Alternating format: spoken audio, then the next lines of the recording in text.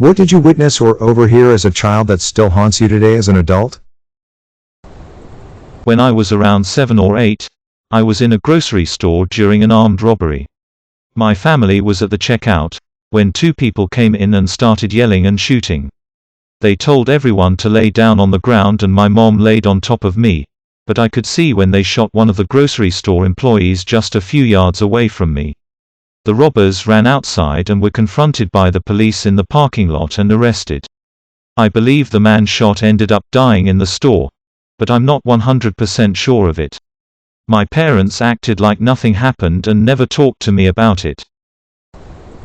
It was a friend of my daughter's. I think she was like 5 or 6 at the time. The two of them were playing and they did something normal kid dumb like pour all the mixed Legos out instead of leaving them in the big box. So I raised my voice, "Stop." My daughter paused like you expect. But the other girl cowered like the fear of God was in her and she said really quietly like it snuck out from instinct, "Please don't hurt me." Oh my God, it was heartbreaking to think how and why a sweet little girl learned to have such a reaction. My grandparents having sex, nothing more to be said. My mom picked me and my sister up from elementary school and when we got home I ran upstairs to say hi to my dad who was usually at his PC in their room. He wasn't there so I ran into their bathroom and apparently found my dad with his wrists cut in a full bathtub of water. The only thing I can really remember about that day is the visual of blood spots on wet white tile. When I was 10 or 11, someone I met in a chat room sent me videos of child pornography, including a 4-year-old. I still remember the images, but at the time I didn't realize what it was. Though I knew it was wrong, I couldn't say why, but it just didn't feel right and I cut contacts with him.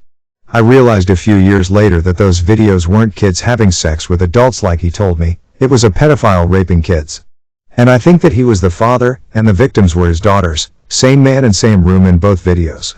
I really wish I could report him, but there's no way I can find the traces again. It's been over 15 years and the computer I used is long gone.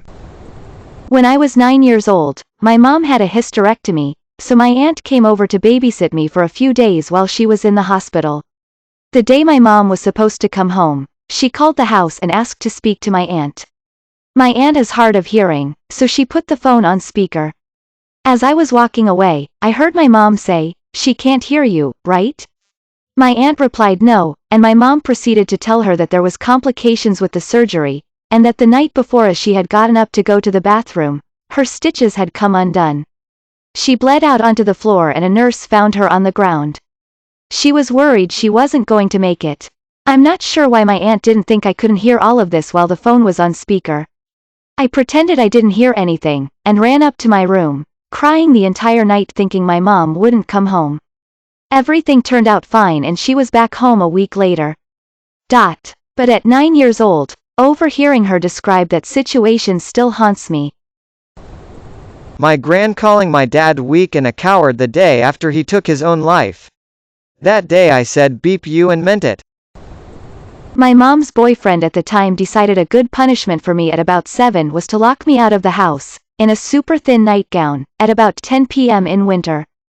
Luckily my grandparents lived across the yard, so my barefooted self walked through the snow to ask if I could stay with them. Obviously my grandfather was outraged, so he went over there to knock some sense into the guy.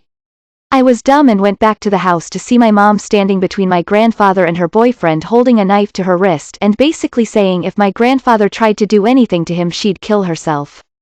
That's just one of many fun stories I have of that lovely man, who is now my stepdad. My dad, why is she so ugly? I was 8. I went to the mirror and cried. It was the first time I ever realized that I could actually look at myself with judgment. It never stopped. My parents travel a lot for work. On one occasion they couldn't find a sitter and my mother took me with her. I'll just say we went to a very underdeveloped country. I stayed in the hotel room the entire trip, which wasn't long. But from the balcony of our guarded hotel I saw a little girl and her mother get kidnapped. Pretty much as soon as the family left the hotel, assaulted the father and took off with the girls. They were pretty brutal about it. I distinctly remember him bleeding, the girls screaming, and they were already stripping them as they were putting them in the truck. It beat me up so bad. My dad beating my mom. At a family cookout, My grandmother was talking to my uncle about the time she was raped. I was sitting right beside her. I heard it all. No one has ever remembered anything so vividly ever since. Never have I ever been so pissed at humanity for what people do to others until that point. Edit. Forgot to mention that she was talking about it to the uncle who was the outcome of the unfortunate event. I don't know why she did not get an abortion or something, but I am glad she did not because he is an amazing family member. I was 4. The supermarket lady gave me a chocolate egg, so I asked if she wanted to be my mum. Not a word all the way home. When inside, my mother had a fit screaming she regretted the day I was born. Breaks my heart seeing how many parents were their child's first heartbreak, trauma. In middle school, me and a group of friends skipped school one day to go to play a soccer match. One of our friends arrived late to the match, and with the first touch of the ball he literally blew the ball. He made it explode with one kick. So we couldn't find anything to do. Then he suggested to go to swim in the swamp. We all agreed BCZ it was hot that day. When he suggested it, we all thought he can swim like it's a normal thing for him. Turns out he couldn't swim and drowned that day, and we couldn't do anything. BCZ we were like 12 years old at that time and we have no idea how to save someone. From my bed, if the doors were both open, I could see my parents' bed. I heard noises and woke up one night, and saw them going at it. Made sure my door was closed every night from then on. When I was in 3rd grade, my class took a field trip to a history museum in the capital of the state I lived in at the time. After the tours were over and we had eaten lunch, we piled onto the buses and started to leave. To put it nicely, the capital wasn't a very nice place. High crime rate, bad roads, worn down houses, that kind of stuff. Anyways, the bus was stopped at a stoplight and my friend and I were playing the alphabet game, so we were naturally looking outside the window at the time. Should have just slept the way back, because we saw a guy get mugged and stabbed right at the crosswalk. Parents and teachers started to freak out. One parent vomited. The bus driver just floored it out of there. Kinda screwed everything up at the school for the next few weeks. The word got out real fast and we had to have an assembly about it. Occasionally still have nightmares about the whole thing. Never found out if the guy ever got medical attention or not, so it's possible I watched a man die when I was just a small kid. To this day I can't drive through that city. If I have to get close to it in any way I take a different route. I, 15F, was getting my impacted wisdom teeth out. I was awake and the numbing agent didn't work on me. I was telling them that I was in pain and not numb. Finally, they told me that if I didn't stop crying I would have to come back later to have them finish. I ended up disassociating. I remember hearing them laugh at how dramatic I was being and that I was just weak. Turns out I have a genetic condition that makes me not respond correctly to local anesthetic. I have PTSD related to dentist and dental care due to this.